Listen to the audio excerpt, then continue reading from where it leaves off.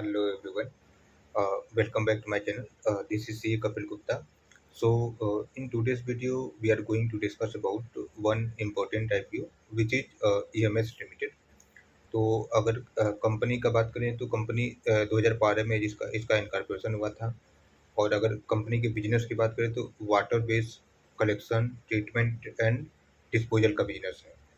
और कंपनी के अगर एग्जिस्टिंग में बात करें तो 18 ऑनगोइंग प्रोजेक्ट चल रहे हैं, जिसमें 57 इंजीनियर्स काम कर रहे हैं और ये तो इनके परमानेंट हो गए। और जो ये लोग क्या करते हैं कि कॉन्ट्रैक्ट बेसिस पे बाहर से भी हायरिंग करते हैं, उसमें 57 इंक्लूड नहीं है, वो एक्स्ट्रा है। और कंपनी के जैसे जो कंपनी का इशू साइज है वो 321 सीआर का है। और उस 321 सीआर में 146 सीआर का फ्रेश इशू है एंड बैलेंस जो रहेगा वो ऑफर फॉर सेल रहेगा। ऑफर फॉर सेल का मतलब है कि जो एग्जिस्टिंग के प्रमोटर या शेयर होल्डर्स हैं वो शेयर्स को बेच करके एग्जिट करेंगे, तो उसके लिए आईपीओ लाया जा रहा है। और आईपीओ अगर ओपनिंग की बात करें तो ये 8 सितंबर को ओपनिंग होगा, जो कि ऑलरेडी कल के ही मतलब आज के डेट से ओपन हो चुका है। और आईपीओ जो क्लोज होने का डेट है वो 12 सितंबर है। और अलॉटमेंट जो रहेगा, मतलब जिसको भी अलॉटमेंट हो गया वो 15 सितंबर को इसका अलॉटमेंट है। और रिफंड जो रहेगा, अगर जिसको अलॉटमेंट नहीं हो पाया उसका रिफंड 18 सितंबर को होगा। और एक फाइनली जो लिस्टिंग रहेगा वो 21 सितंबर को 21 तारीख को स्टॉक एक्सचेंज पर लिस्टिंग हो जाएगी इसकी। तो ये कंपनी के जो भी आईपीओ का अलॉटमेंट डेट के बारे में है। और अगर कंपनी के फाइनेंशियल्स पर नजर जा रहे हैं तो जैसे कंपनी का जो प्रॉफिट अर्निंग रेशियो है वो 10.78 का है, जो कि काफ़ी अच्छा है। और मार्केट कैपिटलाइजेशन कंपनी का जो है 1171 शेयर का है। मार्केट कैपिटलाइजेशन मतलब होता है कि जितने भी नंबर ऑफ शेयर्स है उसको हम जितने भी नंबर ऑफ शेयर्स है उसको हम अर्निंग से मल्टीप्लाई कर देते हैं, तो उस आ जाता है आपका मार्केट कैपिटलाइजेशन जो रेट है। और फिर रिटर्न ऑफ कैपिटल एम्प्लॉयड जो है 28.26% का है। फिर रिटर्न ऑन इक्विटी है 22.27% का। और डेट टू इक्विटी रेशियो है 0.09 का।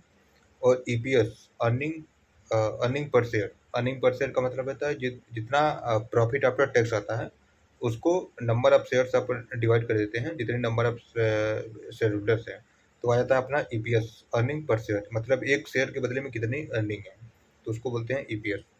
और रिटर्न ऑन नेटवर्थ जो है 22.31 का है। तो ये कंपनी के कुछ इम्पोर्टेंट की रेशियोज की बात हो गई।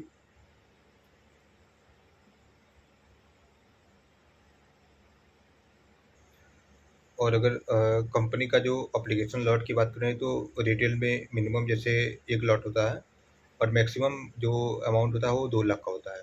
तो रिटेल का जो 1 लॉट रहेगा उसमें 70 शेयर्स रहेंगे, जिसका अमाउंट रहेगा 14,770 का। और रिटेल में जो मैक्सिमम होता है उसमें 13 शेयर्स लॉट के लिए आप अप्लाई कर सकते हो, जिसमें टोटल अमाउंट आएगा 1,92,000 का। और जो एच.एन.आई है, एच.एन.आई में 2 है, जैसे एक स्मॉल हो गया, एक मैक्सिमम हो गया, मतलब मिनिमम और मैक्सिमम।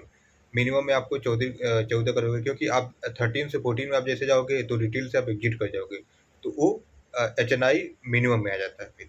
तो जिसमें 14 लॉट हो जाएंगे, इसमें 13 था तो उसमें 14 लॉट हो जाएंगे, तो उसमें 2,06,780 का टोटल अमाउंट होगा।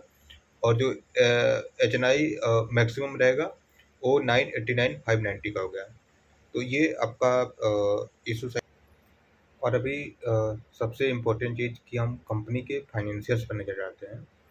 तो जो कंपनी का फाइनेंशियल था, जो अगर 31 मार्च 2020 की बात करें, हमने 4 साल के पिछले 4 साल के डेटा को लिया है।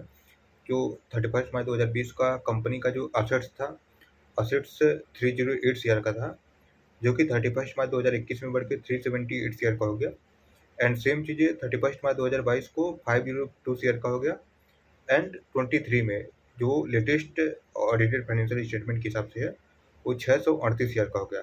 तो अगर आप 2020 से कंपैरिजन करोगे तो मोर देन डबल का हुआ है असेट्स। तो ये मतलब ग्रोथ भी काफ़ी अच्छा है असेट्स का।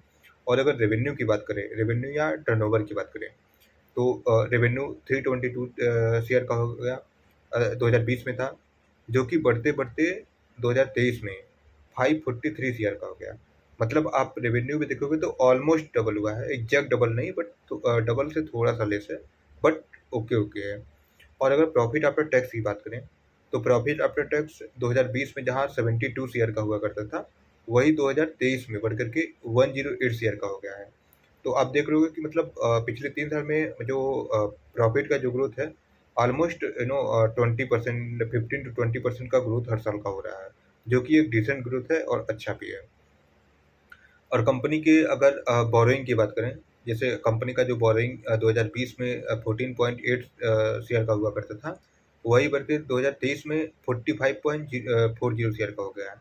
तो बोरोइंग का उतना इम्पैक्ट नहीं है बैलेंस शीट में, कंपनी का बोरोइंग काफ़ी लेस है असेट्स एंड रेवेन्यू की अपेक्षा। तो आईपीओ काफ़ी अच्छा है। और अगर ग्रे मार्केट प्रीमियम की अगर बात करें तो आज की डेट में इसका 40 से 45 तक का ग्रे मार्केट प्रीमियम चल रहा है। मतलब आप you can expect listing gain up to 40 to 45% आप इजीली एक्सपेक्ट कर सकते हो लिस्टिंग गेन के लिए। और मैं इस आईपीओ में एज रिटेल कैटेगरी के लिए अप्लाई करना चाहूँगा, क्योंकि आप मैक्सिमम एक ही लॉट के लिए अप्लाई करना, बिकॉज इसमें ओवर सब्सक्रिप्शन के ज़्यादा चांस रहेंगे। तो जब ज़्यादा ओवर सब्सक्रिप्शन रहता है तो आपको हर एक डीमेट अकाउंट के ऊपर एक लॉट अप्लाई मतलब एक ही लॉट मिलता है। तो इससे बेहतर है कि आप एक ही लॉट के लिए अप्लाई करें। और ये पूरा फाइनेंशियल्स आपको बता दिया, फंडामेंटल एंड अदर फैक्टर्स आपको बता दिया। अगर इसके बावजूद भी इस आईपीओ के बारे में या फाइनेंस से रिलेटेड आपको कुछ भी पूछना है तो आप वीडियो के डिस्क्रिप्शन में आप कमेंट करें, मैं आपको करूँगा। या आप मुझे मेल भी कर सकते हैं, ईमेल आईडी मुझे डिस्क्रिप्शन में दिया हुआ है, आप मुझे मेल कर सकते हैं कोई भी क्वेरी हो। और इस वीडियो को ज़्यादा से ज़्यादा अपने दोस्तों को शेयर करें, लाइक करें, सब्सक्राइब करें। इससे हमारी मोटिवेशन बढ़ता है और हम आगे भी इस तरह के फाइनेंस से रिलेटेड, आईपीओ से रिलेटेड, शेयर मार्केट से रिलेटेड आपको वीडियो लाएँगे, जो कि काफ़ी आपके लिए हेल्पफुल रहेगा। Thank you so much for watching this video. Thank you.